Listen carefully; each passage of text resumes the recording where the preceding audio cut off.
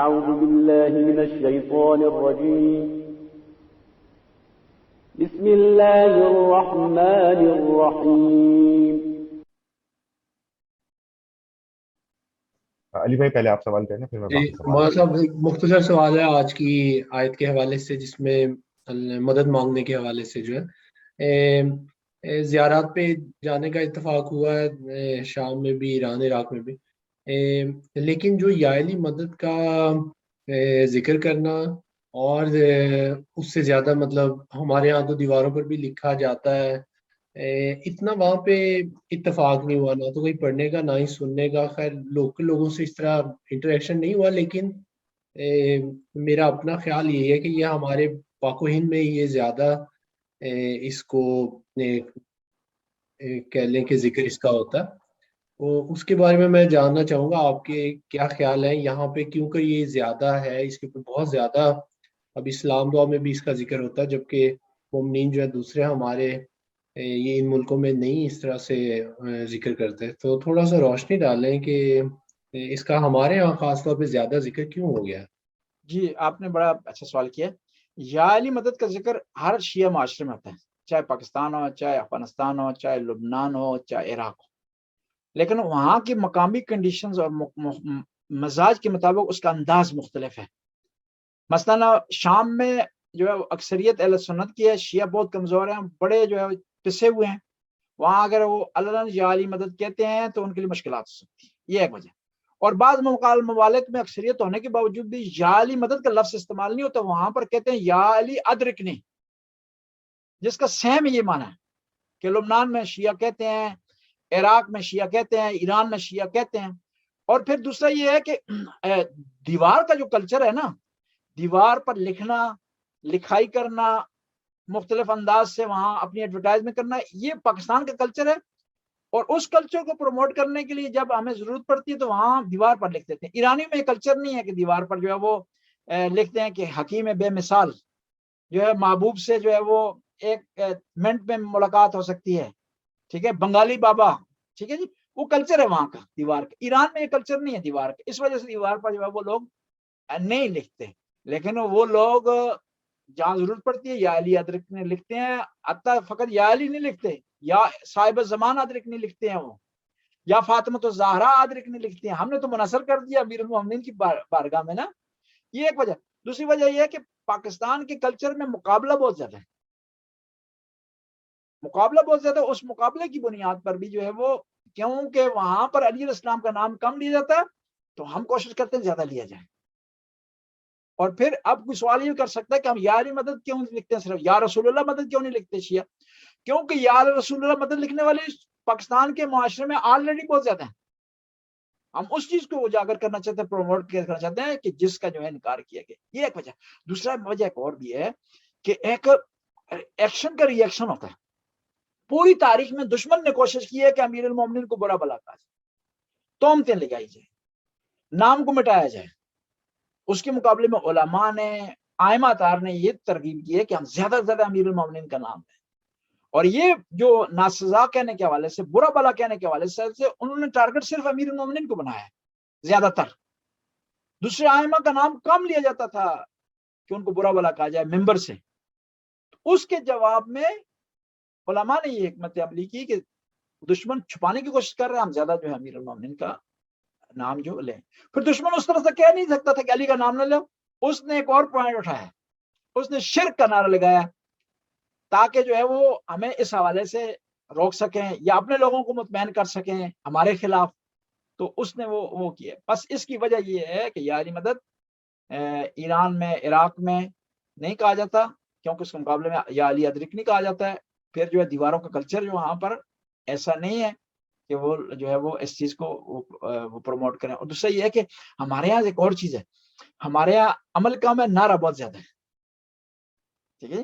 وہ ایرانی یا علی مدد کہتے بھی ہیں اور عملی طور پر بھی دکھاتے ہیں کہ مولا کے راستے میں خرچ کر رہے ہیں، مولا کے راستے میں جو ہے وہ عبادت کر رہے ہیں، مولا کی پیروی کرتے ہوئے غریبوں کی مدد کرتے ہیں، مولا کی پیروی کرتے ہوئے کوشش کرتے ہیں اخلاق سے لوگوں سے پیش آئیں۔ ہم جو نعرہ ہے اس پر اکتفا کرتے ہیں, اور پھر جب دوسری طرف سے نہیں کرتے تو جو فیلڈ جو اپنائی ہوئی ہم نے اس پہ زیادہ زور دیتے ہیں, اس میں زیادہ پاور اپنی جو ہے وہ خرچ کرتے ہیں. یہ مسائل جو ہے ہمارے یہاں پاکستان میں ہیں. بہت شکریہ مولانا صاحب. جی آسم آپ. جی علی بھائی کے سوال سے ایک اور سوال ہے کہ ہمارے یہاں ایک کلچر اور بھی ہے پاکستان میں کہ ہم سلام کی جگہ یا علی مدد کہتے ہیں, اس کے بارے میں اگر آپ تھوڑی وضاحت کریں. جی ہمیں سلام کی جگہ یا علی مدد نہیں کہنا چاہیے, یا علی مدد کہنا چاہیے لیکن سلام کی جگہ نہیں کہنا چاہیے, کیونکہ اس میں مختلف مشکلات ہیں. کیونکہ السلام علیکم خود آئمہ نے کہا, پیغمبر نے تلقین کی ہے, گویا ہم پیش ہی کر رہے ہیں کہ جو کام مسلمان کر رہے ہیں وہ ہم نہیں کریں گے, ایک علیحدہ کام ہم کر رہے ہیں, یہ صحیح نہیں. دوسرا یہ کہ یا علی مدد سلام کی جگہ یہ اسماعیلیوں کا ہے, اسماعیلیوں کا وہ کرتے ہیں, یہ ان کا شعار ہے, ان کا سلوگن ہے, ان کی علامت ہے. لہٰذا جو ہے وہ ایسا کوئی کام نہ کرنا چاہیے جو مشرک لوگوں کی علامت ہے. اسماعیلی شیعہ ہونے کے باوجود اسلام سے خارج ہیں, اسی طرح نصیری شیعہ ہونے کے باوجود اسلام سے خارج. اب آپ سوال کریں گے پھر شیعہ کس طرح ہوگا؟ شیعہ کی ڈیفینیشن یہ ہے کہ من فضل علی علی غیرہ, کہ جو امام علی کو فضیلت دیتا ہے غیر امام علی پر صحابہ میں سے, وہ شیعہ ہے. اور بعض کا لوگ فضیلت دے کر اللہ ماننا شروع کر دیتے ہیں, وہ جائز نہیں ہے. اور بعض کا لوگ امیر المومنین کو فضیلت کرتے ہیں لیکن نماز ان کے یہاں نہیں ہے, جمعہ ان کے یہاں نہیں ہے, مسجد ان کے یہاں نہیں ہے. جو اسلام کے شعائر ہیں, اسلام کی نشانیاں ہیں, اسلام کے مسلمات ہیں, مسجد کا ہونا, جمعے کا ہونا. کوئی آدمی جمعے کا انکار کر دے گا وہ اسلام سے خارج ہے. نماز جمعہ نہ پڑھے وہ علیحدہ مسئلہ ہے. اسماعیلی جمعے کا انکار کرتے ہیں, ان کے اتوار انہوں نے رکھ دی ہے, مسجد کی بجائے انہوں نے جماعت خانہ رکھ دی ہے, نماز کی بجائے ایک اپنے خاص آداب رکھ لیے ہیں انہوں نے. لہذا وہ جو ہے وہ اسلام سے خارج ہے. یہ ان کا جو ہے سلوگن ہے, یہ علی مدد کہنا چاہیے. السلام علیکم کہیں, وعلیکم السلام, اور اس کے بعد یہ علی مدد کہیں. اور یہ بھی یاد رکھیں کہ جو روٹین پر چل رہا ہے نا, اس کو روٹین کے مطابق بعض کا چلنے دیں. ایک آدمی آپ کو یا علی مدد کہتا ہے تو اس کے مقابلے میں یہ ضروری نہیں ہے کہ وعلیکم السلام کہیں. پیر مولا علی مدد اس کو کہہ دیں, بعد میں اس کو سمجھا دیں کہ بھائی جو ہے سلام کرنا چاہیے پہلے. اب اسی طرح ہے کہ گورا آپ کو ہائی کہہ رہا ہے, آپ اس کو وعلیکم السلام کہہ دیں. یہ یعنی جوڑ نہیں ملتا, یہ آپس میں سسٹم نہیں ملتا. اور بعض کا لوگ بہت زیادہ جو کوشش کرتے ہیں کہ ہم بڑے مومن ہیں, بڑے نمازی ہیں, یہ جی عزادار ہیں, ہم نمازی ہیں, بس اس نے یا علی مدد کہہ دیا تو خدا نہ خواستہ اس نے کوئی گناہ کر دیا تو اس کو اس طرح جواب نہیں دینا. نہیں, اس کو کہہ دیں پیر مولا علی مدد, پھر بعد میں جو ہے وہ اس کو کہہ دیں سلام کرنا چاہیے. سلام کے بعد جو ہے یا علی مدد کہنا چاہیے. مولا کے نام کو جتنا پروموٹ کریں نا, ثواب بھی ملے گا, اجر بھی ملے گا. ایک حدیث آپ کے خدمت میں عرض کروں کہ امام صادق علیہ السلام سے حدیث ہے, فرمایا امام صادق نے کوئی ایک دفعہ یا علی مدد کہتا ہے تو مجھ امام صادق کے 16,000 قرآن کے برابر ہے ثواب اس کا. آپ کے نہیں, میرے قرآن پڑھنے کا نہیں, امام جعفر صادق کا قرآن پڑھنا 16,000 مرتبہ, جتنا ثواب ملے گا اتنا ثواب آپ کو ایک یا علی مدد کہنے سے. اور جنت کے دروازے پر جہاں لا الہ الا اللہ محمد رسول اللہ لکھا ہوا ہے وہاں پر علی ولی اللہ لکھا ہوا ہے.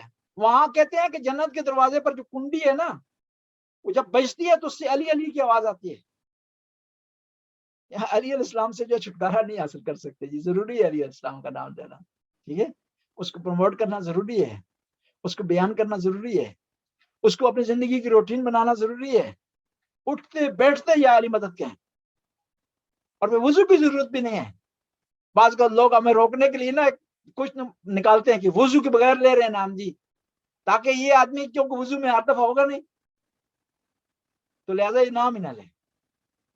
یا علی مدد جتنا زیادہ. اور پھر خدا نے عجیب ہے, مولا علی کے لیے وہی نام انتخاب کیا جو اس کا اپنا نام ہے. علی اللہ تعالیٰ کا نام ہے, اس سے مشتاق ہے. وہ ایک دفعہ یہاں لطیفہ بھی آپ کو سناؤں, 2 شیعہ اور سنی مناظرہ کر رہے تھے آپس میں, اور دونوں اتفاق سے ان پڑھ تھے. سنی نے آخر میں کہا کہ آخری بات کرتا ہوں, تم علی علیہ السلام کا نام قرآن میں لے آؤ تو میں شیعہ ہو جاؤں گا, بس آخری. اس نے کہا کوئی مسئلہ نہیں ہے علی علیہ السلام کا نام قرآن. اس نے کہا کہاں هو العلی العظیم, قرآن میں لکھا ہوا ہے جی. معذرت